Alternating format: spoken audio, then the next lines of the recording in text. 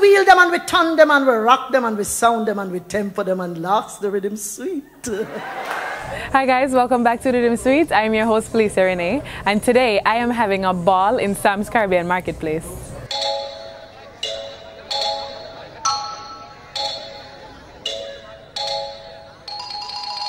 So welcome back guys, I'm sitting here with Andrew Morris, who is the president of Sam's Caribbean Marketplace. Welcome, welcome Andrew. Thank you Phylecia. Very welcome. Now, first question, and this has been on just the forefront of everybody's mind.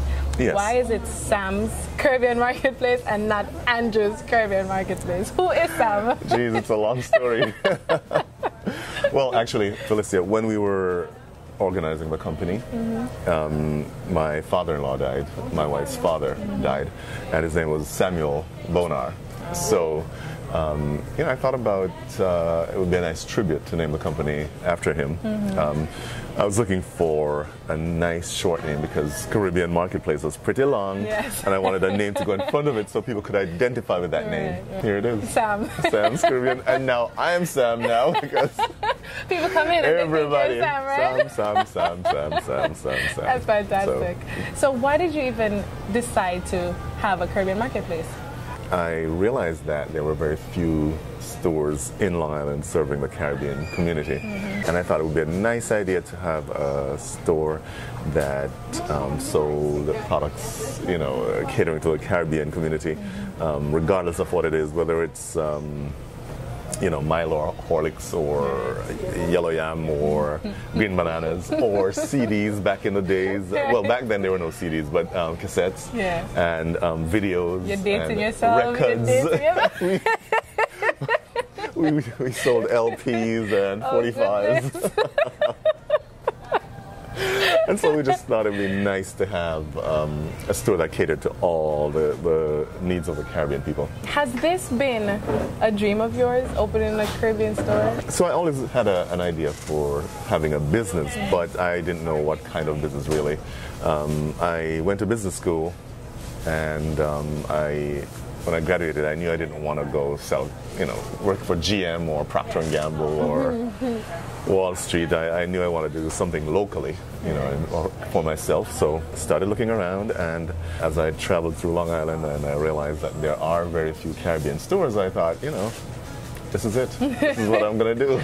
Was that a need for you? Like, were you going around looking for something for yourself, searching for products for, right, and you couldn't find it? Right. It was a personal need. Right. And, you know, I go to places that don't really belong to us, right. You know, to other ethnic groups, and I'm like, why aren't we selling our products? And strange enough, we're still not selling our products. That's so true. Besides, you know, ourselves, there are very few Caribbean people selling Caribbean products, and it's very strange to me. But yes, no, you're right. So somebody else does it, and you know, more power to them. But we should be the ones. We should be the one doing it. Yeah, we know what we eat, right. we know what we drink. I remember a story one time. A guy walked in, a Caucasian guy, and he said he was on a cruise, and they were playing this song, and he wanted to buy this CD, but he didn't know the name of the song. So I said, was it fast? Was it slower? He said it was a little upbeat. So I said, all right, maybe it was Calypso. So I said, what? Do you remember any of the lyrics? He said, no, but they were talking about nickels and dimes. I'm like, nickels and dimes, nickels and dimes.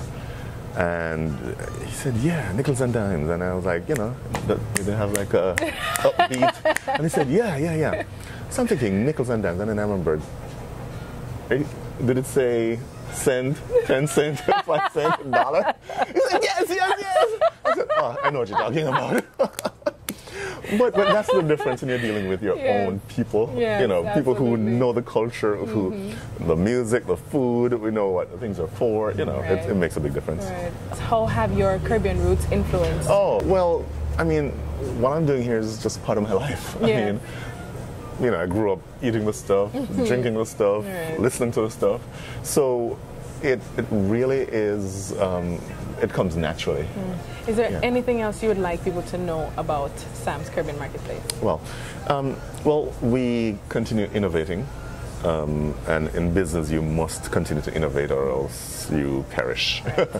And our latest innovation is Bread and Butter Express. I don't know if you're familiar with that. Oh, where is that? Bread and Butter Express is the fast, easy way for anyone, anywhere in the world, to send groceries to your loved ones in Jamaica, anywhere in Jamaica. Really? So you could be in Timbuktu, or you could be in Bronx, or Sydney, Australia, or in Paris. You can go online or call us and place your order. And within 3-4 days, your loved ones get their ackee, well, not ackee, but their saltfish and their chicken back and their cooking oil.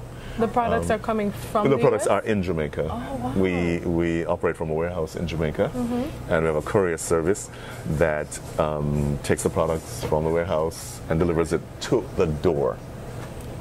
And the delivery cost is very nominal. It's $14.99. It doesn't matter where in Jamaica the person is. It's the same delivery cost, whether they're in Kingston or they're in Montego Bay or Top Hill or Top Mountain or Riverside, or as long as a car can get there, we'll deliver it to that location, to your loved one, anywhere. I love what I do. I've been doing it for almost 22 years, and since I was 5 years old, you know, and it's, you know, I really wouldn't trade it for anything else. Hi, I'm Andrew Morris, president of Sam's Caribbean Marketplace and Sam's Bread and Butter Express.com, and guess what? The Riddim Sweet. We'll be right back.